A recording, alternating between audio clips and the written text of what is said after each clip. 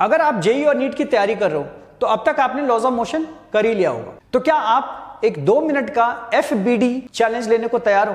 जरा ये क्वेश्चन देखो। इस क्वेश्चन को 3 मिनट में सॉल्व करना तो बात की बात है, लेकिन अगर आपने 2 मिनट में इस क्वेश्चन में अपेयर होने वाला जो वेज है उसका सही ABD ड्रॉ करके उस पर लगने वाले सारे फोर्स एरोज को काउंट करके आपको बताना है।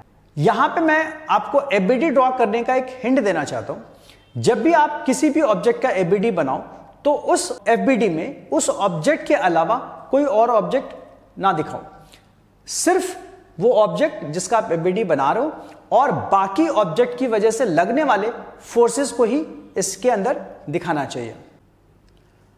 तो चलिए वीडियो को पॉज करिए और इस वेज के ऊपर लगने वाले जितने भी फोर्स एरोज हैं उसको काउंट करके कमेंट सेक्शन में बताइए।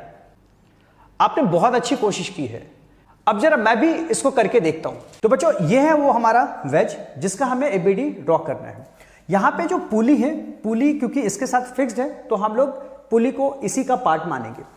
और हमें पता है कि यहां पे एक स्ट्रिंग इस तरफ जा रही है और धागे का एक पार्ट इस तरफ है।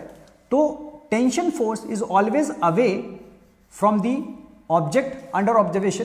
तो इसलिए टेंशन का डायरेक्शन हमें यहाँ पे इस तरह से एरो की हेल्प से दिखानी है।